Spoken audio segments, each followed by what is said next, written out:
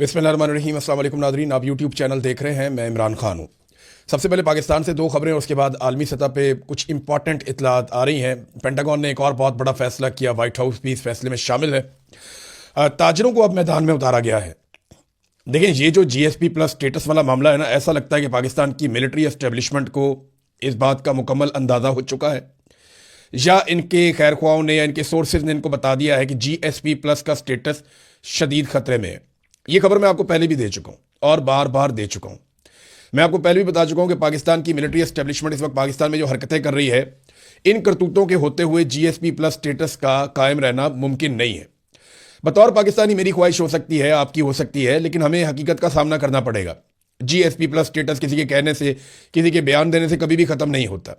ये खत्म होता है वो हरकतें करने से जो आपने गारंटी दी होती है कि आप नहीं करेंगे, यानी इंसानी हकूक की पामालियाँ, खवातीन के हकूक, अकलियतों के हकूक, अदलिया की आज़ादी, मीडिया की आज़ादी और मिलिट्री कोर्ट्स के अंदर सजाएं सिविलियंस की। ये सारी चीज़ें वो हैं जो आपके जीएसपी प्लस स्टेटस को छीनने के लिए काफ़ी हैं। तो पाकिस्तान की एस्टेब्लिशमेंट ने जीएसपी प्लस स्टेटस को ख़त्म करने के लिए कोई कसर नहीं छोड़ी। इन्होंने हर वो घटिया काम किया जिसके बाद ये स्टेटस पाकिस्तानियों से चला जाता और इसका नुकसान पाकिस्तान को होता। अब ऐसा लगता है कि एस्टेब्लिशमेंट को अंदाजा हो गया है कि ये काम भी होने जा रहा है, तो इसका मलबा उन्होंने इमरान खान पर डालने का फैसला किया। इमरान खान के बेटे ने यूरोप में बात की इंसानी हकूक के हवाले से, अपने वालिद की गैर कानूनी कैद के हवाले से और जो जुल्म और बर्बरियत हो रही है उसके हवाले से। उसने कहीं नहीं कहा कि पाकिस्तान का जीएसपी प्लस का स्टेटस वापस लिया जाए, बल्कि इमरान खान के बेटे ने यह स्टेटमेंट दिया कि इमरान खान की तरह वो भी ये चाहता है कि पाकिस्तान का जीएसपी प्लस का स्टेटस बरकरार रहे, जिससे पाकिस्तानियों को फायदा होता है। और यही बात जुल्फी बुखारी ने भी की।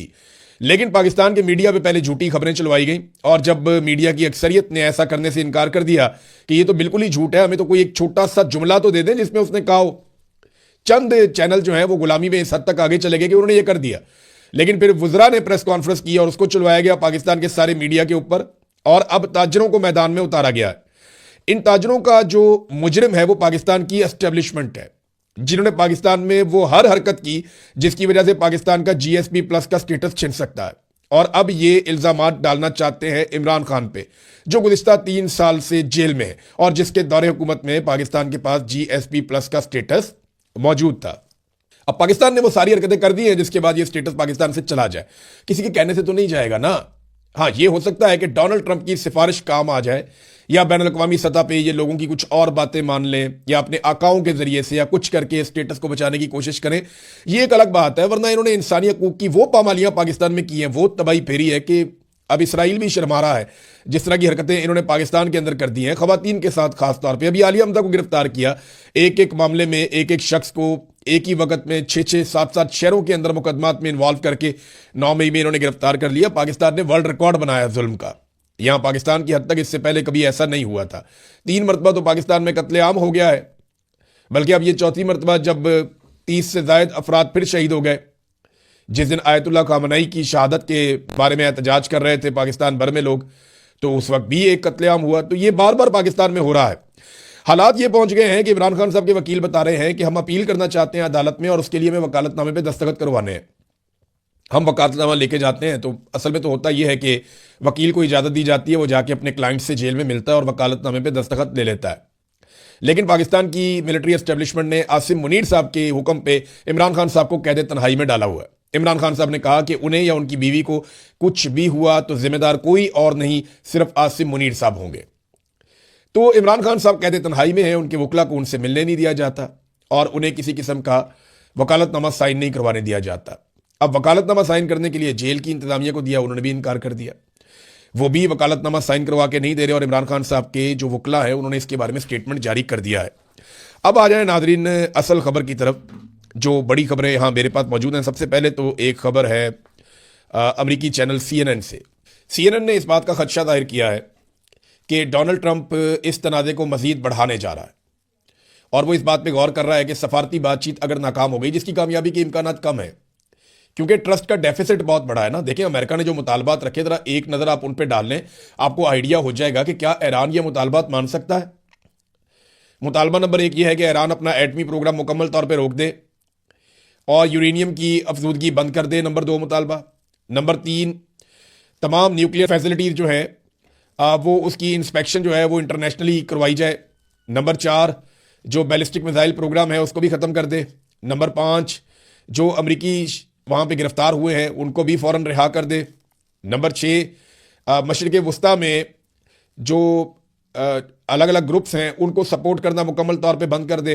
नंबर 7, उसके अंदर हिजबुल्लाह का बताया गया है। नंबर 8, उसमें हमास का बताया गया है कि उनके साथ कोई ताल्लुक ना रखे, उनकी हमायत ना करे। नंबर 9, इराक में मुदाखलत ना करे, ये भी उन्होंने एक रख दिया है शर्त।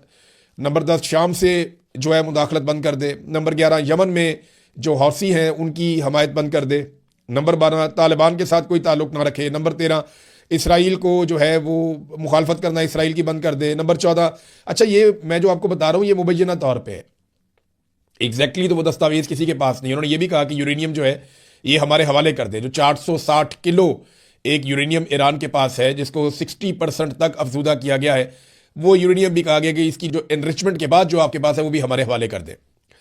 फिर जनाब गल्फ ममालिक के खिलाफ कोई एग्रेशन ना हो, और फिर ये कहा गया कि साइबर अटैक और दहशतगर्दी की सरगर्मियां बंद करें। ईरान से ये हद तक आमेज किस्म का रवैया है, इनमें बेशुमार चीज़ें जो ईरान नहीं करता, और बेशुमार चीज़ें ऐसी हैं जो उनके ईमान का हिस्सा है, उनकी पॉलिसी है।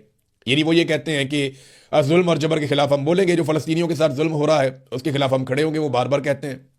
वो ये कहते हैं कि लबनान के अंदर जो जुल्म हो रहा है उसके खिलाफ भी हम बोलेंगे। शाम के अंदर भी उनकी मुदाखलत रहती है, और सामने यमन, क्योंकि ईरान का बिल्कुल सामने एक कंट्री है और यमन को पानी के रास्ते से सामने ईरान लगता है, और उस तरफ से अगर आप देखें तो इसके पीछे सऊदी अरब है। तो यमन के हवाले से ईरान की अपनी एक पॉलिसी है, जैसे अमेरिका की बहुत सारे ममालिक के हवाले से अपनी पॉलिसी होती है। तो वो अब अमेरिका चाहता है ईरान बिल्कुल अपनी सरहद के अंदर महदूद हो जाए और हर किस्म की दिफाई एक्टिविटी छोड़ दे, बिल्कुल एक बेजरर होम्योपैथिक किस्म का मुल्क बन जाए। ईरान ये मानता नहीं है। तो अगर ये मुज़ाकरात कामयाब नहीं होते, ईरान की भी अपनी शराइत मैं आपको बता चुका हूं, तो फिर डोनाल्ड ट्रंप एक बड़ी लड़ाई करने का इरादा रखते हैं, ये CNN ने कहा। अब ये जो फौजी मनसूबे हैं जो बनाए जा रहे हैं, इनमें जौहरी तनसीबात या तेल की तनसीबात जैसे अहम अहदाफ पे कब्जा किया जा सकता है, लेकिन उसके लिए ज़मीनी दस्ते भेजने का इम्कान है।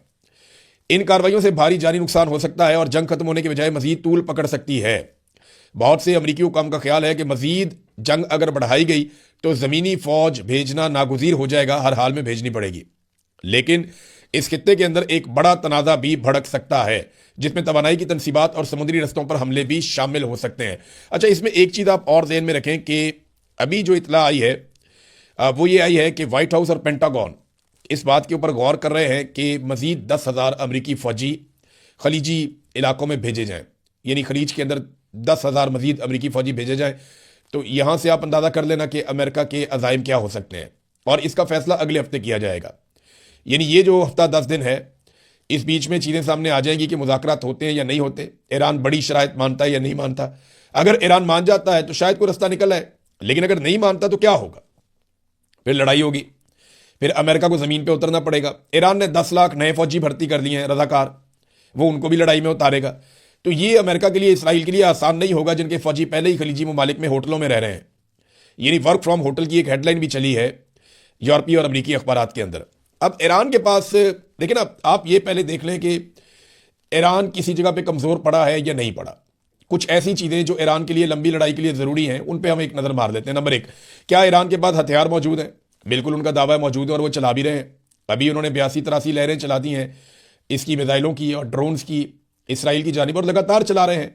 वो वीडियो भी जारी कर रहे हैं। अभी एक वीडियो जारी की गई है जिसमें जो तर्जुमान है ईरानी फ़ौज के, इब्राहिम जुल्फ़िकारी, वो स्केट बोर्ड के ऊपर सेल्फी स्टिक पकड़ के, एक हाथ में अनार का जूस पकड़ के, तो वो जनाब बड़े खुशगवार मूड के अंदर वहाँ पे सड़क पे जा रहे हैं, और उनके पीछे मिसाइलों के बहुत बड़े बड़े ट्रक वो जा रहे हैं, और पीछे से एक मिसाइल फायर भी हो रहा है। और ये दावा किया जा रहा है कि ये आर्टिफिशियल इंटेलिजेंस की नहीं है, ये असली वीडियो है जो इब्राहिम जुल्फ़िकारी की जारी की गई है ईरान से, और बहुत सारे सोशल मीडिया के ऊपर ये वायरल हो रही है। तो हथियार तो उनके पास है और वो ये दावा बार बार करते हैं। नंबर 2, क्या ईरान को ज़रूरी चीज़ों की सप्लाई में कमी हो रही है? तो देखें, चाइना हो या रशिया हो या सेंट्रल एशिया हो, वो ईरान की मदद कर रहे हैं, बहुत सारी जगहों से उन्हें मदद मिल रही है, तो सप्लाई में कमी तो नहीं हो रही। क्या खुराक का कोई बहरान है ईरान के अंदर? अभी तक ऐसी कोई चीज़ रिपोर्ट नहीं हुई। क्या ईरान के पास सही इंटेलिजेंस मौजूद है? तो सैटेलाइट इंटेलिजेंस जो है वो ईरान को बिल्कुल एक्यूरेट मिल रही है, और इतनी एक्यूरेट मिल रही है कि अमेरिका और उसके इत्तेहादी हैरान है कि ये इतने ज़बरदस्त अटैक कैसे कर रहे हैं। फिर क्या ईरान आलमी तन्हाई का शिकार हुआ है? नहीं, इसके बरक्स हम ये देख रहे हैं कि अमेरिका और इसराइल आलमी तन्हाई का शिकार हो रहे हैं, जबकि ईरान के हवाले से यूरोप कम से कम ईरान के साथ खड़ा है। खित्ते के अंदर ईरान की सूरत मुख्तलिफ है, लेकिन तुर्की या पाकिस्तान इस लड़ाई से गुरेज कर रहे हैं, अफगानिस्तान ईरान की हमायत कर रहा है, चाइना और रशिया ईरान की हमायत कर रहे हैं। तो यहाँ काफ़ी हमायत भी मौजूद है ईरान की, और यूरोप इस लड़ाई से अपने आप को बाहर रख रहा है, और वो बाद औक़ात कहते हैं कि ईरान अपने दिफा का हक इस्तेमाल कर रहा है। फिर चेन ऑफ कमांड क्या ईरान की बरकरार है? जी, वो अभी तक बरकरार है। ईरान इसी वजह से डरता है, उन्होंने अक़वाम मुत्तहिदा से रब्ता भी किया। उन्होंने कहा जी कि आप बाउंड करें अमेरिका को और इसराइल को कि हमारे लीडर्स का कत्ल बंद करें। ये गलत है, और ये आलमी कवानीन की खिलाफ वर्जी भी है।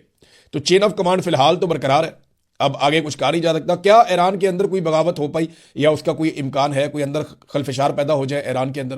तो ऐसा भी दिखाई नहीं दे रहा। बच्चियों का जो कत्लेआम हुआ और खामनाई की जो शहादत हुई, और उसके बाद जो अली लारजानी की जिस तरह शहादत हुई और जिस तरह के उनके बयानात सामने आए, उसके बाद भी तो ईरानी कौम इकट्ठी हो गई। वहाँ पे हुकूमत और कौम के बीच में अगर कोई दरार थी तो वो भी ख़त्म हो गई है। एक और चीज़, क्या जासूसी का नेटवर्क ईरान में उसी तरह काम कर रहा है जैसे पहले कर रहा था? तो जी, अब नहीं कर रहा। ईरान में जो जासूसी का नेटवर्क इसराइल का मुसाद का पहले मौजूद था, बहुत बड़ी तादाद में उन्होंने जासूस पकड़ के जेलों में डाल दिए, मार दिए। तो इस वजह से अब वो नेटवर्क उस तरह से काम नहीं कर रहा। लिहाजा ईरान इस लड़ाई को ऐसा दिखाई देता है कि लड़ सकता है। अमेरिका ने जो टाइम गेन किया, हो सकता है इस बीच में वो एक वॉर स्ट्रेटेजी बनाए, क्योंकि जो खलीजी ममालिक हैं वहाँ पे बहुत बड़ी जंगी तैयारियाँ हो रही हैं, ज़ोरों शोर से हो रही हैं। ईरान बार बार इसके बारे में बता चुका है, कोई फॉल्स फ्लैग ऑपरेशन किया जाएगा, ईरान ये भी कह चुका है। और इस हवाले से उसने कहा ये पाकिस्तान भी हो सकता है, ये सऊदी अरब भी हो सकता है, ये हरमैन शरीफैन के इलाके हो सकते हैं, और एक उन्होंने कहा जी मस्जिद अक्सा भी हो सकती है जहाँ पे इस किस्म का कोई अटैक किया जाए। कुवैत की बंदरगाह अल कबीर जो इराक के बिल्कुल करीब है, वहाँ पे बड़ी खौफनाक आग भड़क उठी है एक धमाके के नतीजे में। खित्ते में लगातार नुकसान हो रहा है। यूएई और सऊदी अरब ये कभी नहीं चाहेंगे कि आबनाए हुर्मुज़ के ऊपर ईरान का कंट्रोल हो जाए। देखिए ना, ये इलाका हमेशा से खुला था। सऊदी अरब के, कतर के, यूएई के, कुवैत के, इराक के तमाम जितने भी ममालिक हैं, बहरीन के, इनके बहरी जहाज़ों के लिए हमेशा से ये इलाका खुला था। पूरी दुनिया यहाँ से तिजारत करती थी, लेकिन ईरान ने इस इलाके को बंद कर दिया। और अब वो ये कहते हैं कि हम इस इलाके का खराज वसूल करेंगे या इसके ऊपर से हम टोल टैक्स वसूल करेंगे। सऊदी अरब और यूएई कभी भी ये नहीं चाहेंगे, बाकी ममालिक भी ये नहीं चाहेंगे। उन्हें ये इलाका बिल्कुल मुफ्त मिलना चाहिए जैसे माजी में मिलता था। तो इत्तहादियों को मिला क्या? अमेरिका और उसके इत्तहादी अगर इस जंग के खात्मे के बाद भी इस बात पे मजबूर रहते हैं कि यहां से जहाज गुजारने का पैसा ईरान को दिया जाए, जो जंग से पहले नहीं दिया जाता था, तो जंग का जो फातेह है वो तो फिर ईरान हो जाएगा। फायदा तो ईरान को होगा। देखिए ना, अब तक की इतला के मुताबिक अगर पूरी दुनिया में इस जंग का किसी ने मुनाफा कमाया है तो वो रूस है। रूस तो अरबों डॉलर कमा रहा है तेल बेच के, जो उसका सस्ता नहीं बिकता था वो उसका महंगा बिकता है अब, और पूरी दुनिया ले भी रही है। रशिया अपनी सप्लाई कर रहा है और दुनिया को इजाज़त भी दी गई है कि जनाब आप यहाँ से खरीदें। और अमेरिका का नुकसान हो रहा है लगातार।